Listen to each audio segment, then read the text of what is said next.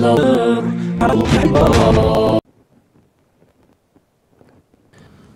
بالله من الشيطان الرجيم بسم الله الرحمن الرحيم الحمد لله والصلاة والسلام على رسول الله Alemlerinin Rabbi boğan Allah subhanahu ve ta'alaga çeksiz hamd sanalar bolsun.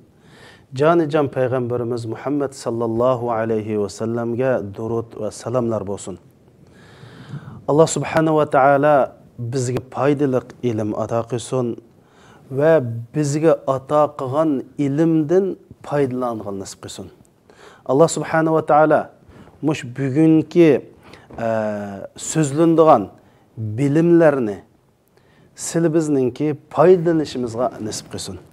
Hürmetli Müslüman qarindaşlarım. İnsan bu dünyada yaşagan iken iki türlü kiselge giriptar buludu.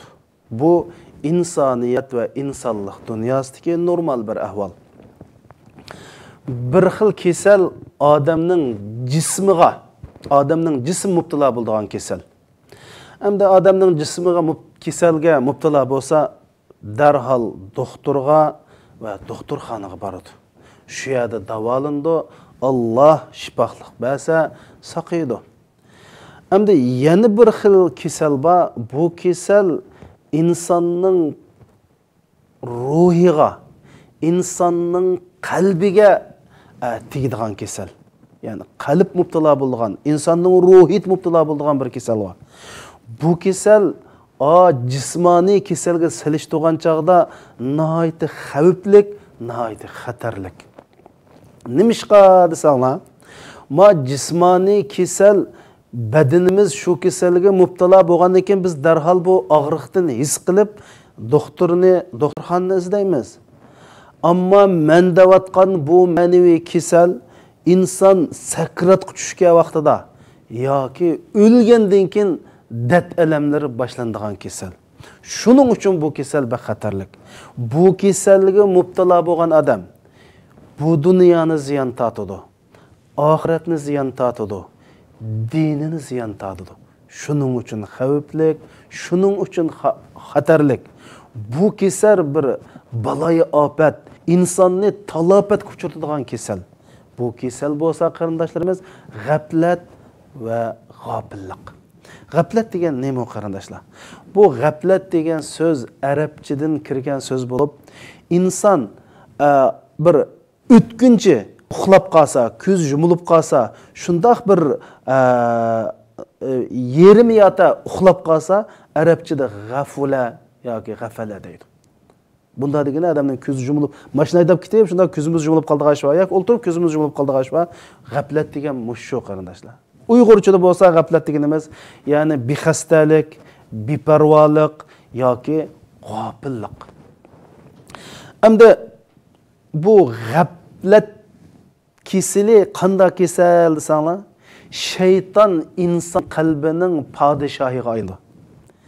Sening qalbing shaytonninki taxtga, shayton qalbingning podshosiga aylangan vaqtida mana buni biz g'aflatga duchor bo'pti, bu inson g'ofil bo'pti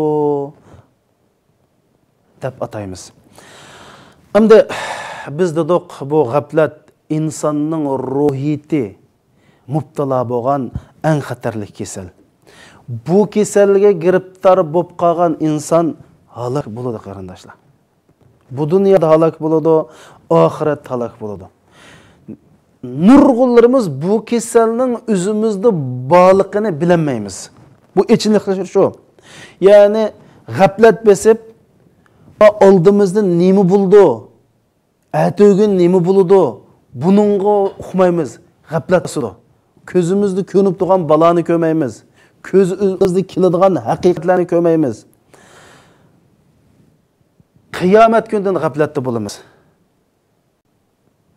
O'limdan g'aflatda bo'lamiz. Oxiriga 1,5 metr, 2,5 metr tor go'rga kirishdan g'aflatda bo'lamiz. Allah subhanahu va taolaning dargohida turib hisob berishdan g'aflatda bo'lamiz. Ya'ni g'aflat deganlik dunyoga berilish, dunyoning lazzatlariga, dunyoninki qisaqqa, ayollarga, mal dunyoga berilish, yaratquchisi Allah subhanahu va taoloni unutulish. O'zining bu dunyoga nima uchun kelganligini unutulish. Allah'ның bu insonni nima uchun yaratganligidan iborat g'oyani unutulish. Faqat mush dunyoda yeyish, ichish, o'zining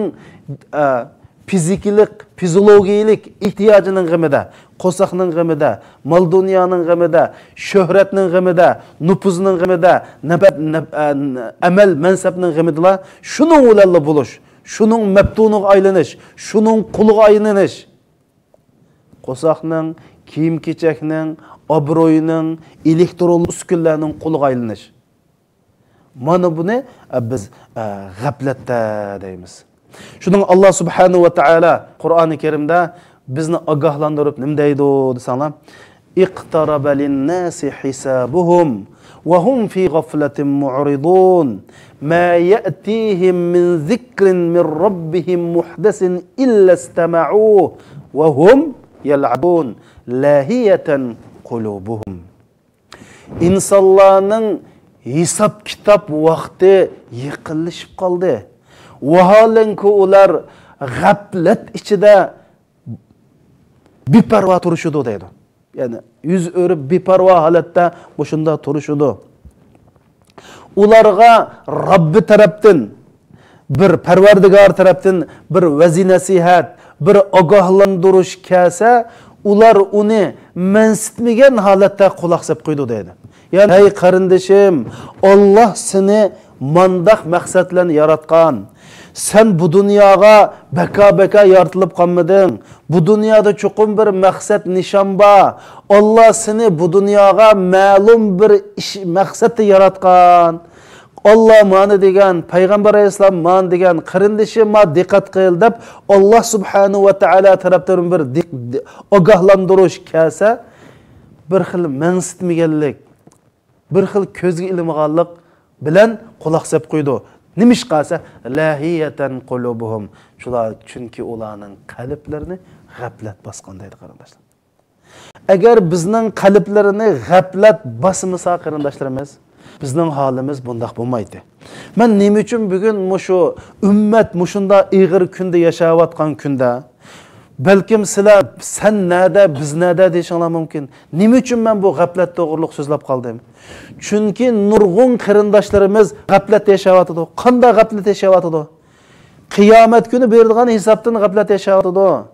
Mad o'zining bir insoniy, diniy, milliy burchini ado qilishni g'aflat yashayotdi.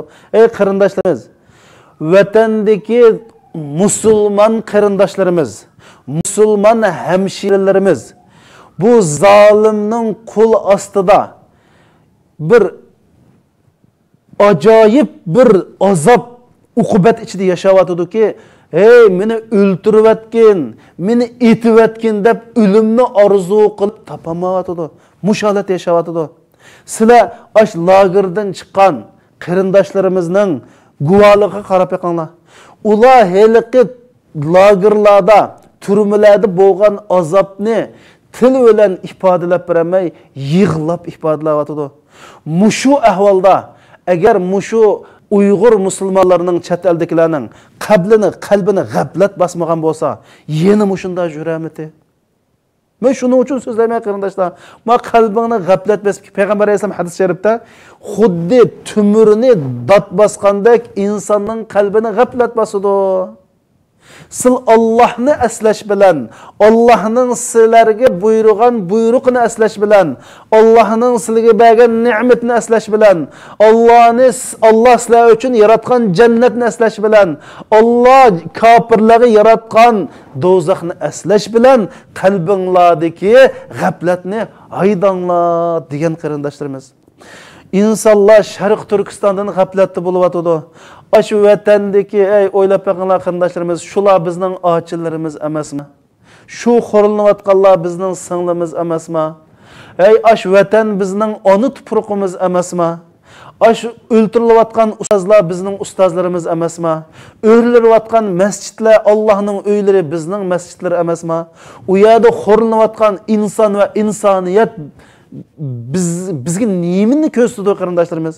Men shuning uchun bugun g'aflatdan so'zlab qoldim qarindoshlarimiz. Bu g'aflat bizni bak ig'ir darajada bosdi qarindoshlarimiz. O'ylab boqinglar.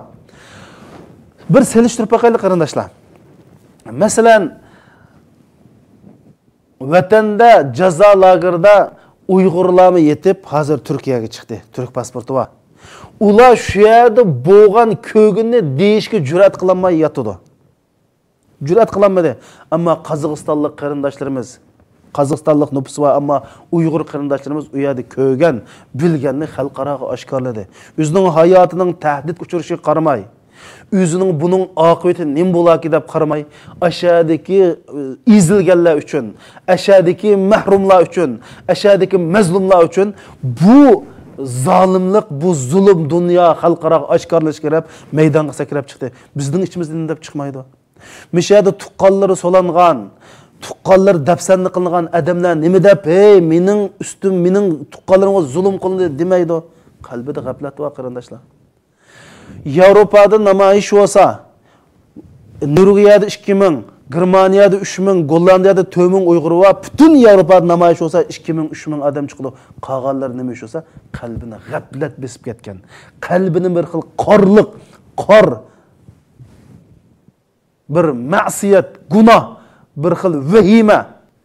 Ya'ni qalbini Xitoy va shayton asorati ostida qoldigan, mushunda g'aflatda bosgan odamlar yashayotganlikdan. Hey, bular faqat o'qimgan turklar emasmi? Bu qalbini g'aflat bosganlarning ichida qarindoshlarimiz. Men sizlarga aytay. Mullisi va, ziyolisi va, doktori va, tijarati va, har xil sorunni kelsa, akan qarg'aydigan nochilar bor. Mush darajada kunda 5 vaqt namoz qildiganlar va, subhanalloh, mayalloh deb og'izdan tushmaydiganlar va. Lekin ya'lam Allah shu dalan dedi. Ya'lamuna zahiratan min al-hayatid dunya va hum anil akhirati ghafilin. Yani mushu turdagi kishilar bo'lsa, mush hayot dunyoni tushunadi deydi. Mush hayot dunyodagi ziyon foydani tushunadi. Ular oxiratdan g'afil deydi qarindoshlarimiz. Mush dunyoning hisobini qilayotgan, o'zining lam foyda manfaat hisobini qilayotgan, ammo bütün vatandagi Turkistonliklarning, shu yerdagi mazlumlarning qon jiring yig'ilishiga bular parvo qilmayotdi. Nima uchun parvo qilmaydi, ey jinim qarindoshlarimiz? Mush bizning vaqaligimizni arablarga deb pasak, arablar yig'layotdi. İnglizlar bizning vatandagi bo'g'ashqa yig'lab o'zini tutolmayotdi. Lekin biz-chu bizning qalbimizni g'aflat bosmagan bo'lsa, mush Uyg'ur musulmonlarimizni g'aflat bosmagan bo'lsa, chet eldagi 2 million Uyg'ur qarindoshlarimiz. Men shuning uchun bugun mush g'aflat va g'ofillik degan darsni so'zladim. Darsni so'zlashdagi maqsad qarindoshlarim, mush qarindoshlarim mush g'aflatdan uyg'onsikan. Ma g'aflatdan uyg'onib, ma fursat ketib qolsa, endi ma fursatni ketkizib qo'ysak, biz bek ziyon tortganligimizni deb seni ogohlantirib, o'zimni ogohlantirib bu darsni so'zlayapman. Chunki g'aflat insonni bu dunyoda, oxiratda halok qildigan bir ish qarindoshlarimiz. Shunga Alloh subhanahu va taolo bu haqda nima deydi desanglar? Falamma kashafna anhumur rijza ila ajalin hum balighu idha hum yankuthun فانتقمنا منهم فأغرقناهم في اليم بأنهم كذبوا بآياتنا وكانوا عنها غافلين. Biz ulardan muddatlik bir jazoni ko'tirvasak deydi. Ya'ni bir ummatga bir jazoni berib, ma'lum muddat ularning jazoni ko'tirvasak, ular yana orqasiga yenib o'zining askiligiga qaytadi deydi. Shuni bilan biz ulardan intiqom oldik. Ularni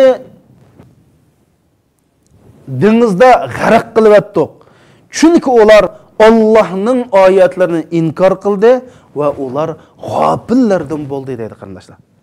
Ey Alloh, sen u qavmni nima uchun halok qilding deb so'rasanglar, Alloh sababini deb kelib, ular g'ofillardan edi deydi. Ya'ni bir ummatning, bir millatning, bir jamiyatning, bir shaxsning, bir oilaning mush g'aflati yashashi shu oilaning halokatini keltirib chiqardi. Biz demoqchi bo'lgan gap mush shu qarindoshlarimiz. Masalan, mushu utuq qozongan bir o'quvchidan so'rab, davomli utuq qozonib imtihonda 99, 100 oldi ekanda bu o'quvchi. Sen bu qandoq qilib bu imtihonda davomli 99, 100 olsa desa, men bu imtihoni vaqti kelgan chaqda tayyorlik qilib muzokara qilmayman. O yilning beshida mening yilni oyiqida chuqur bir imtihon bo'ldi da 1 minut 1 daqiqa o'zimning kallasdan chiqarib o'tmay, mush imtihonga ruhiy jihatdan va ilm jihatdan davom tayyorlanma, shuning bilan men utuq qozonma deydi. Demak, qarindoshlarimiz, mana bu imtihonning bo'lishini g'aflat qilmadi. Yilning beshida oldimda imtihon bor, men kildigan mushta bir ish bor deb kallasida bo'lganlikdan va shu bo'yicha tayyorlik qilib, tayyor holatda bo'lganlikdan utuq qozondi degan gap.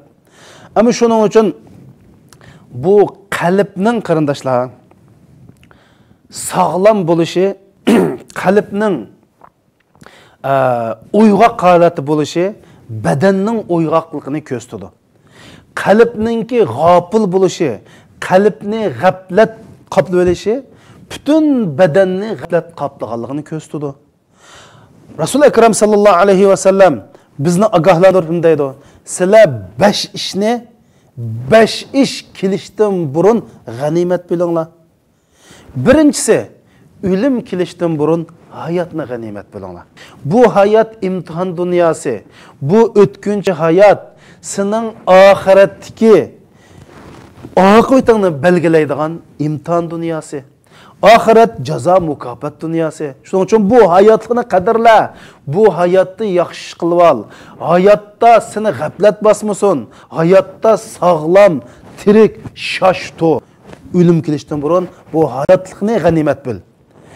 Qeyrib ketishdan burun yoshligingni g'animat bil. Kesal bo'lishdan burun sog'lomligingni g'animat bil.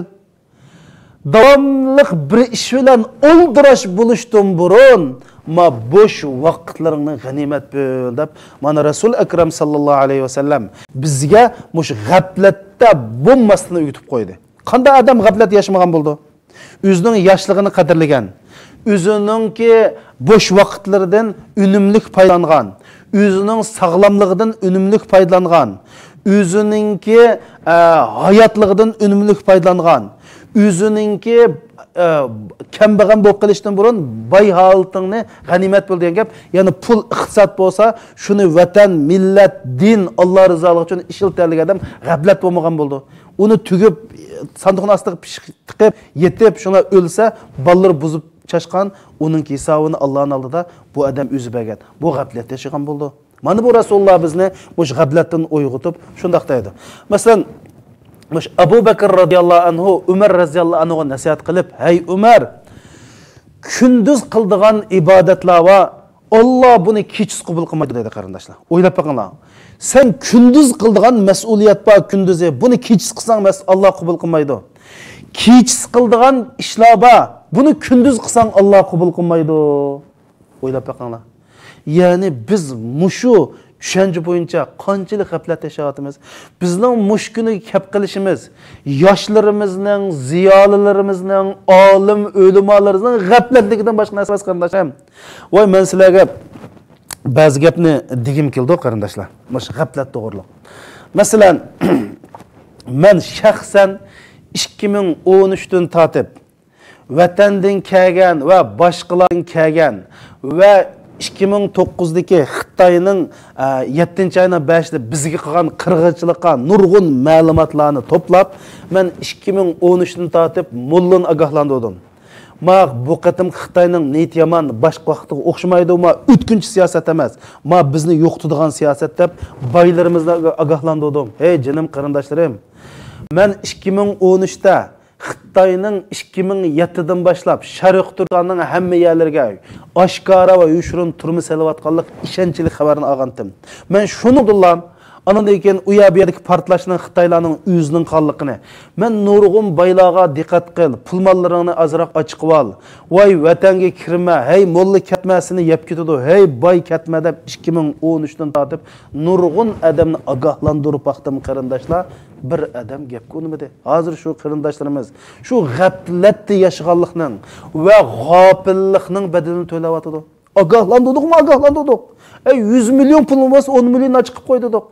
Vay kirmege mapul yitidu sana meşede yaşap kalsak vatanda uqagan, boqagan, palanı jujan ağıyla, pustanı jujan ağıyla. Men cinayet kılmagan tosam dep koyup kirketken nurgun qarindoshlarimiz g'aflat emasmi qarindoshlarimiz. Biz şu o'zimizning tarixini, Sharq Turkiston tarixini bilsak, Qur'ondagi kofirlarning mohiyatini bilsak, la yazaluna yuqatilunakum hatta yaruddukum an dinikum in istata'u.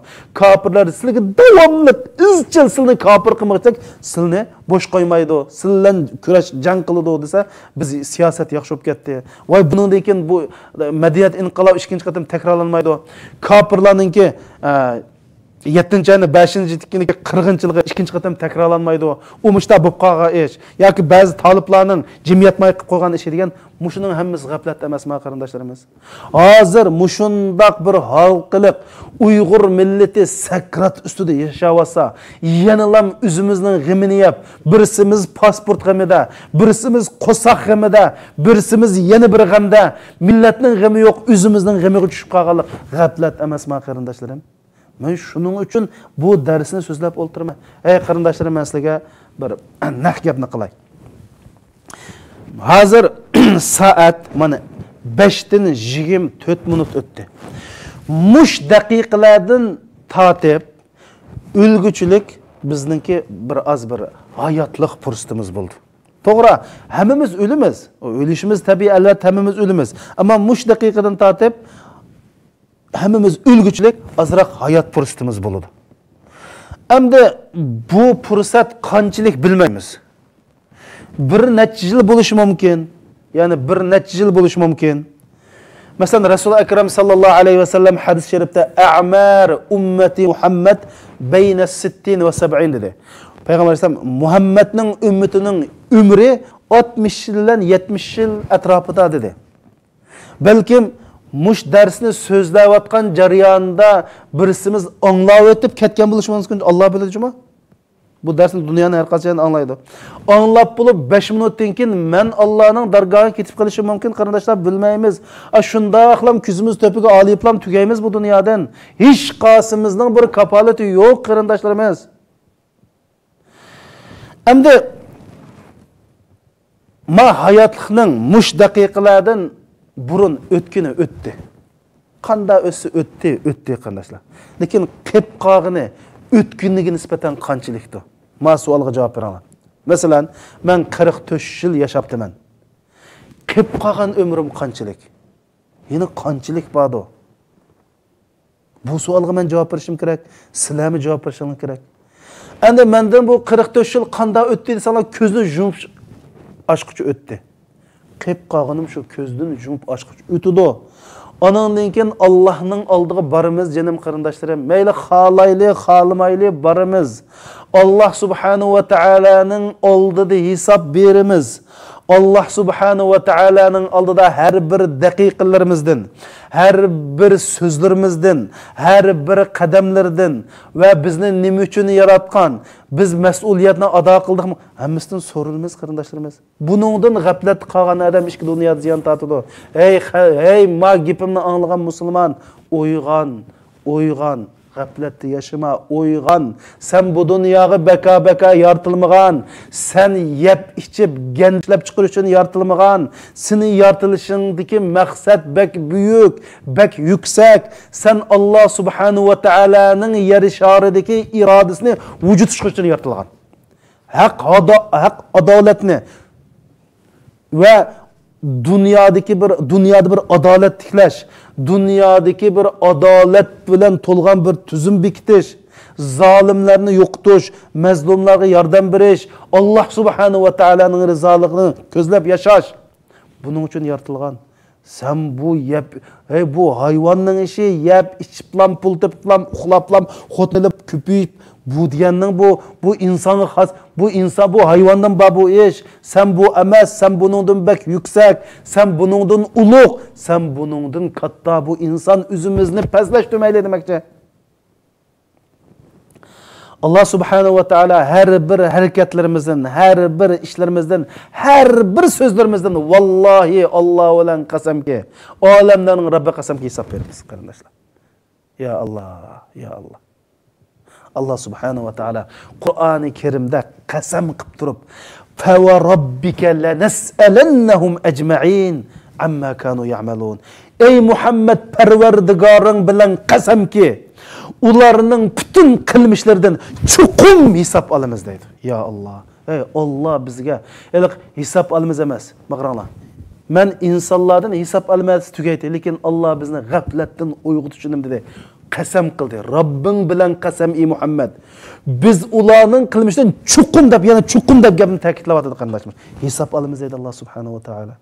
Shuning uchun qarindoshlarimiz, bu g'aflat tushgan odam mushu faqat o'zininki havoyi havas uchun, o'zining nafsini qondirish uchun, o'zining shaxsiyati uchun, faqat o'zi uchun, o'zining oilasi uchun yashaydigan, faqat mush dunyoning rohi uchun yashaydigan, hech nimaning ziyon tatqusi yo'q, hech qanday bir avorchilik uchulg'isi yo'q, hech qanday tavakkulchi ruhi yo'q. Muşundaq pul ziyan tatishni xohlamaydi, vaqt ziyan tatishni xohlamaydi, ko'radigan rohatini qilib qilishdan xohlamaydi. Mana bu g'aflatdagi odam. Mushta yashagan odam g'aflatdagi odam. Shunda bir ish qilas, ozroq xatarninki, mandaq turqi, shunda xatarning manda bir shamili kelib qo'ychilik g'ibbi qochadi. Ey, qanisining Allohga bo'lgan iymoning? Ey Allah subhanahu va taala ishongan odam. Ey Allah qil degandan keyin qilmamsa, sen nimo?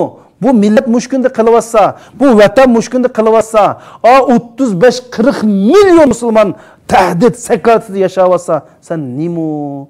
Gafletten uygan, canım kırındışım, işki dünyada ziyankarlık uçup gitse, ey, ehl ilmile, uygunanla.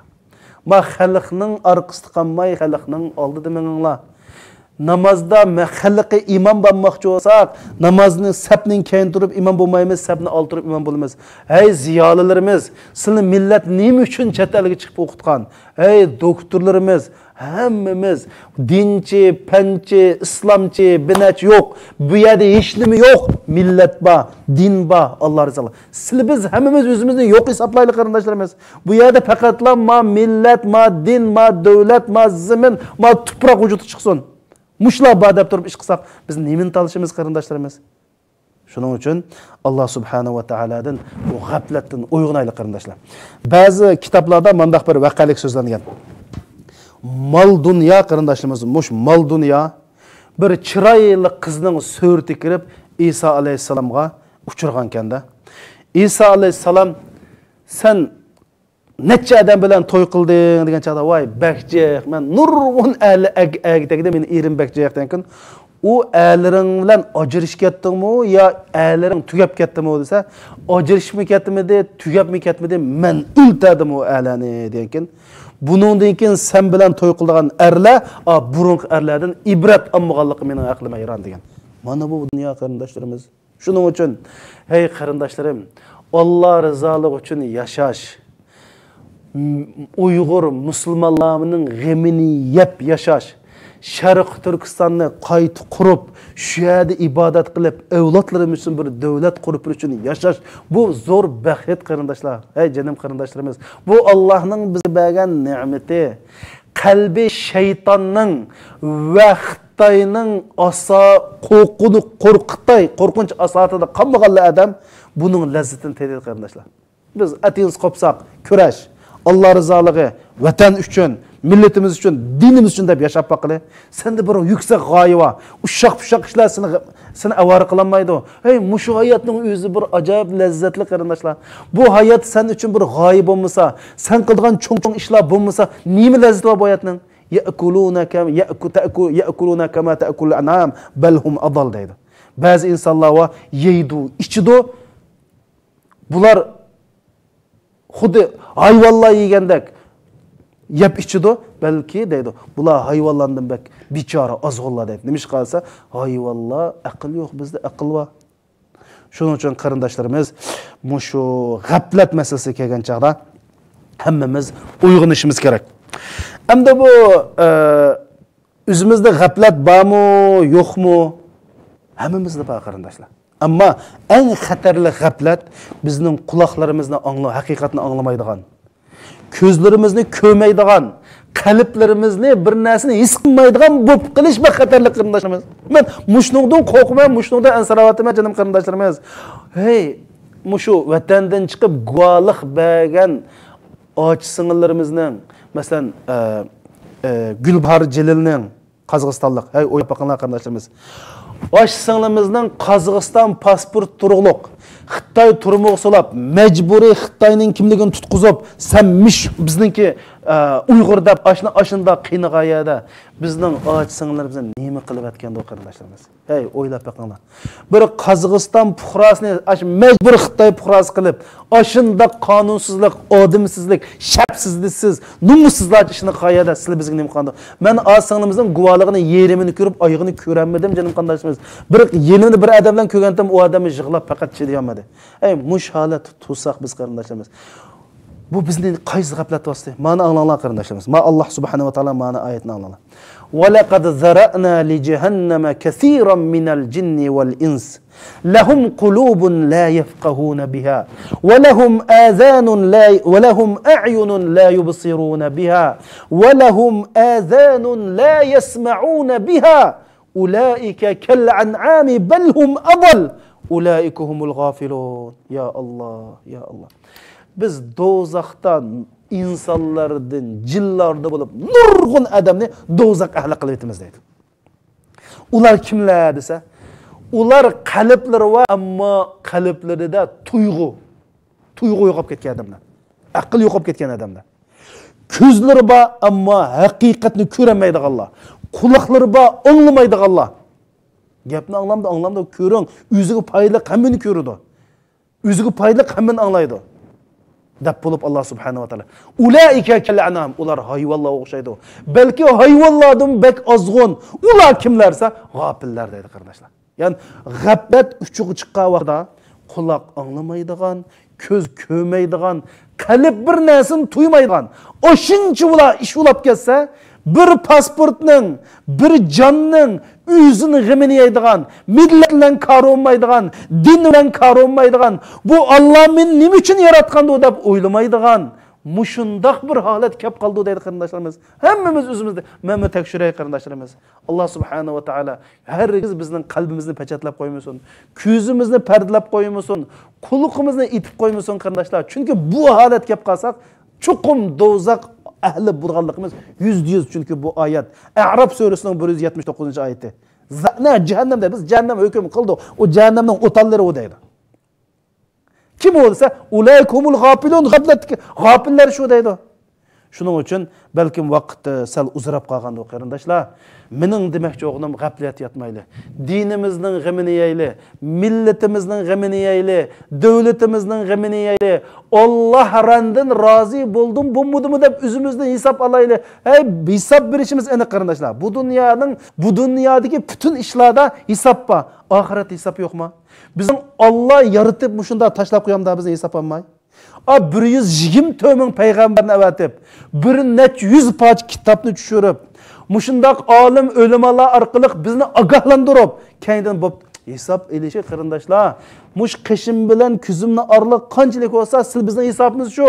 Alloh deydi, "Iqtaraban nas hisabuhum" va hisoblarini bak yaqinlashib qoldi deydi. Qazimiz o'lsak hisobimiz boshlandi. O qiyomat qayni kutib turmsaqma, o'lsak ham qabrda hisobimiz boshlandi. U chaqda, hey qarindoshlar, mushni anglamaganlar bilmayman, anglaganlar. Mushni undaqlam xiyolimizni kelmay, ma'lum bir vaqtda mush hisobni berib qolsak qanday qilamiz qarindoshlar? Hey, buni o'ylashib boqinglar. Ma din chaqchaq qiladigan ish emas qarindoshlarimiz. Ma din degan jannat haq, do'zax haq, o'lmak haq, o'lgandan keyin tirilmak haq, hisob haq. Ma din, ma manda tushunimiz, ma dinlar o'ylashmanglar. Ya buni rasmiy ilm orqali, aql orqali tushunib, ya rasmiy musulmondek yashanglar. agar yaşmay qolib qolsa o'zinglarni lekin chaq qilmanglar. Rasmiy astoydil samimiy bir o'ylaninglar ey qarindoshlar. Ma dunyo biz uchun bir maxsus bir alohida bir farqliq yashaydigan bir din o. Ma dunyomi shu. Bizning va tushunchimiz cho'g'im to'g'ri bo'lishi kerak, aqidamiz to'g'ri bo'lishi kerak. Ey biz bu dunyoga faqat mal dunyo xotinlab ko'payib va yeb ichib kashqi üzüm buning uchun kelmagan jinim qarindoshlarimiz. To'g'ri haloldan xotin olsak bo'ldi, haloldan pul topsak bo'ldi. Lekin uningdan yuksak, uningdan ulug' bir ishlar bor qarindoshlarimiz. Anda qilmanglar. Ma millat uchun unda qilmanglar. Ma million o'ylab boqinglar. Uyg'ur masalasi qarindoshlar. Bu Sharq Turkiston uchun, bu Uyg'ur musulmonlar uchun bizningki xizmat qilishimiz diniy va milliy va insoniy burchimiz. Diniy deganimiz u Sharq Turkiston musulmon zamini. Sharq Turkistondagi 35% musulmon buni qutqizish islom dinidagi birinchi numurli vazifamiz bizning hozir. Allohning tunugandan keyin shuni qilamiz. Milliy vazifamiz sanglar 40 million odam Uyg'ur. Hammasi Uyg'ur. İnsani deganimiz qarindoshlarimiz. Hey, inson bizning Uyg'urlar inson emasmi? Senda qani insonlik qani, insoniyat qani bizda? Shuning uchun bu hech nadan qochib qutlanmaymiz qarindoshlarimiz. Uyg'onayli. Uyg'onayli. Hamda Allah subhanahu wa ta'ala Qur'oni Karimda innallazina la yarjuna liqa'ana waradu bil hayatid dunya watma'annu biha vallazina hum an ayatina gafilun. Biz bilan uchurishni o'ylamaydiganlar deydi. Ya'ni men Alloh bilan ya'ni qiyomat kunsi Alloh bilan uchurishib, ma kunni o'ylamaydiganlar deydi. Ular mushu dunyoga berilib, dunyoning rohatiga rozi bo'lganlar. Hayotlik degan mushta yashaymiz. Voy, u hisob bormi yo'qmi deb bir xil gumon bilan yoki parvozlik bilan yoki bunday bir sustlik bilan bular deydi. Mushu odamlar deydi. Yani Allah bilan uchurishni taz bir ko'ngliga pukib, buning hisobini qilmaganlar amaliyotda dunyoga berilgan dunyoparast qo'saqning, mal dunyoning, shahvatning, shahvonilikning qullari bo'ladi.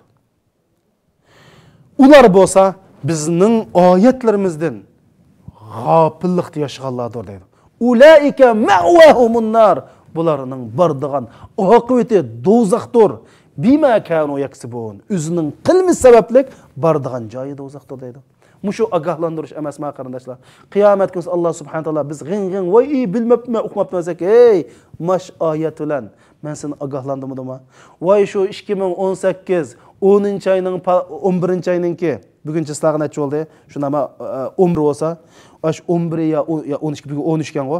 Ash 13-sizlar bir dars so'zlangan. Shu darsda ular o'zining qilmishi bilan g'afil bo'lganliklar do'zaxga kirdi deb anlagandan, nima uchun sen bunga diqqat qilmading deb Alloh so'ramamda bizdan.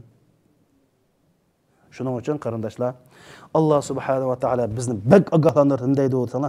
Va inna kaseeran minan nas an ayatina g'afilun dedi. La g'afilun. Bak ko'p odamlar haqiqatan rostillam bizning oyatlarimizdan g'aflat yashaydi dedi. Mushning o'zim ogohlantirish. Alloh deydi, nurg'un odamlar g'aflat qilgan ekan, sen shu nurg'un odamlar qatori bo'lib qolmayli. Men bo'lib qolmay, sen bo'lib qolma qarindoshim. Mushun demakchi. Ya Alloh, g'aflat.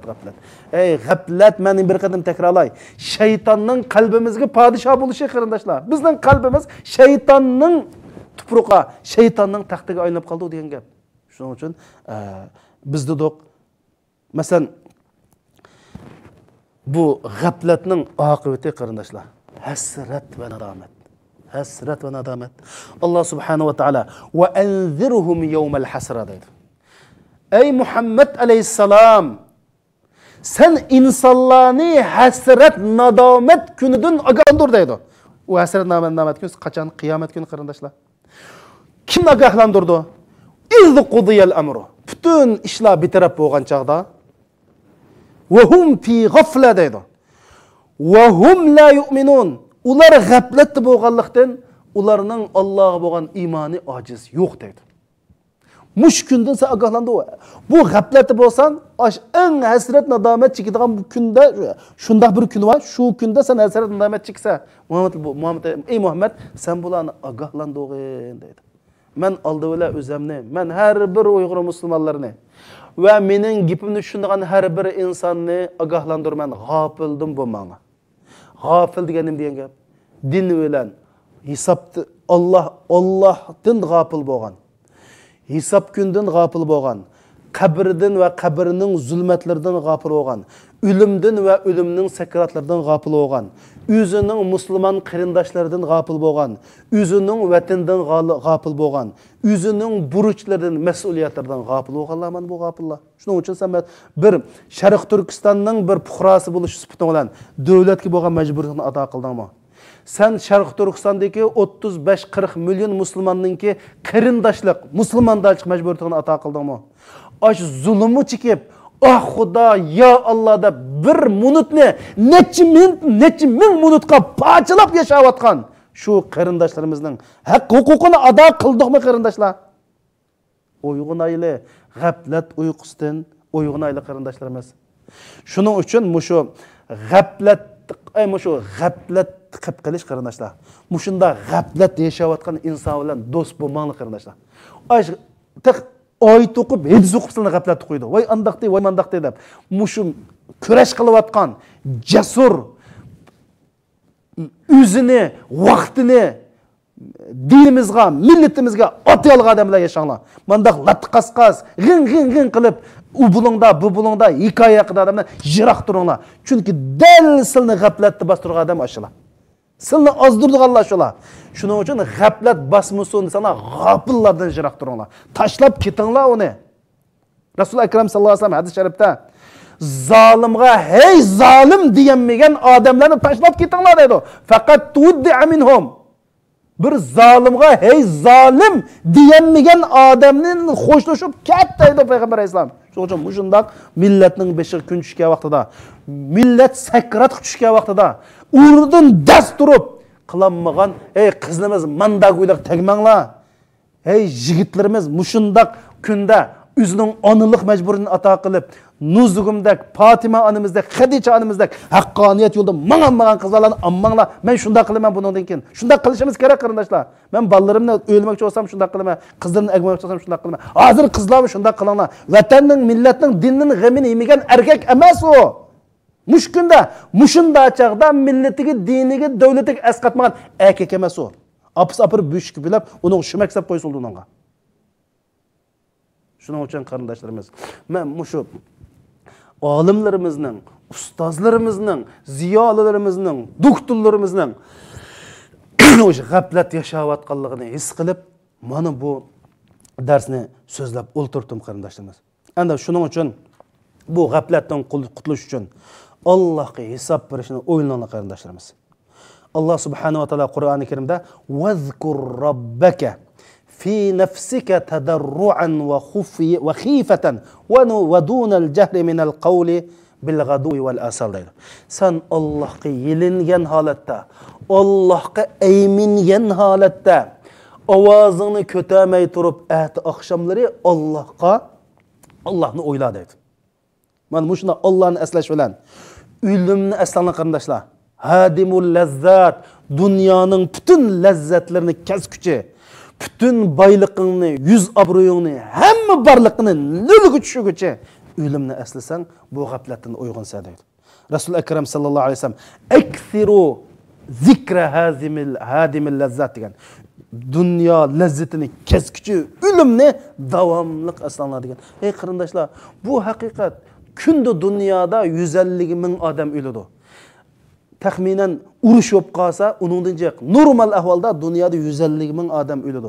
Bugun 150 ming ichi kirmagan bilan atcho. At kirmagan bilan o'guncho. Bu kunda 150 ming odam o'ladi qarindoshlarimiz. Bugun kirmasak at kirib qolamiz. Shunda o'lgandekinlar bu dunyoning ishlari yo'q. Yana bir dunyoda o'zimizni ko'ramiz.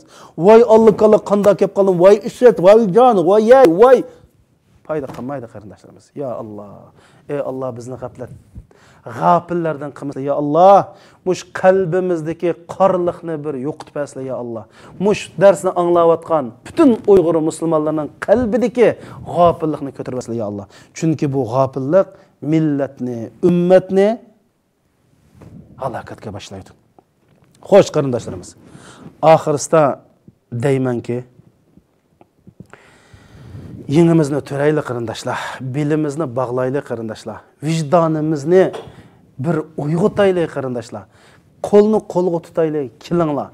Dunyoda insoniyatning, insonlikning, koinotning, dengizning, quruqlikning, jonliq, jonsiz hammaning dushmani bo'lgan, zolimlarning zolimi bo'lgan bu zolimga va zulmga qarshi turaylik.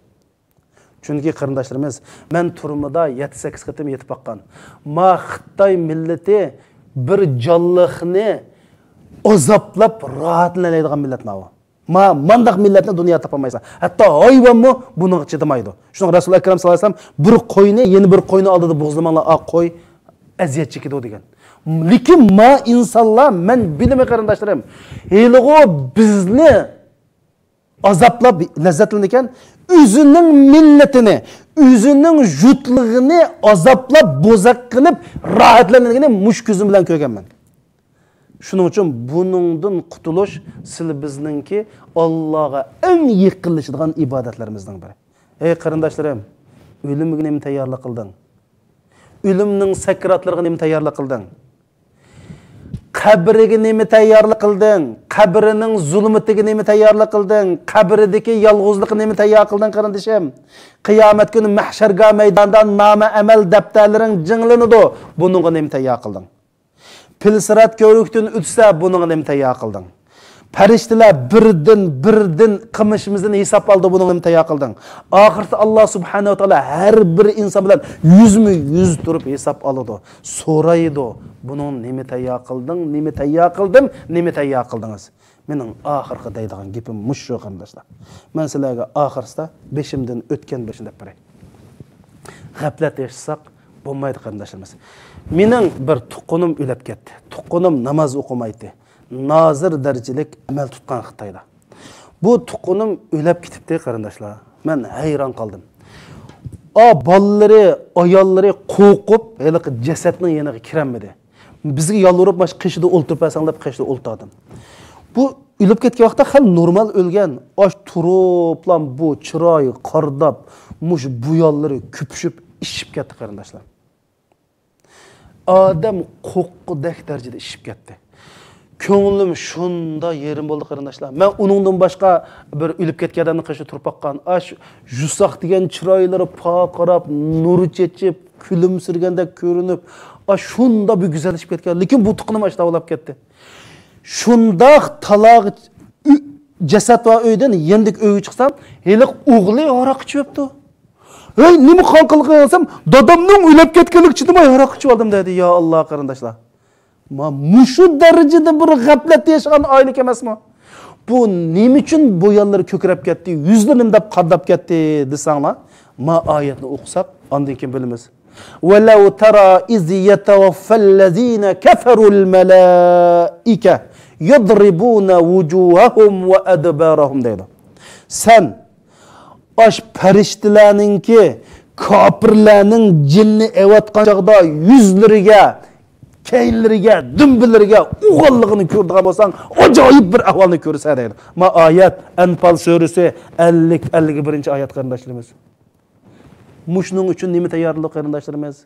Mushu daqiqalar, mushu minutlar uchun nima tayyorlik qarindoshlarimiz? Shuning uchun mening deydigan gapim, qarindoshlar, g'aflatdan uyg'onaylik. Ey Alloh, g'aflatdan uyg'ongan nisbig'in. Hey qarindoshlarim, boshqalarni g'aflatdan uyg'otaylik. O'zimiz g'aflatdan uyg'onaylik, g'ofillardan bo'lmaylik, boshqalarni g'aflatdan uyg'onaylik. Assalomu alaykum va rahmatullohi va barakatuh. Hammanglarni Allohga topshirdim. Ya Habiballoh, Allah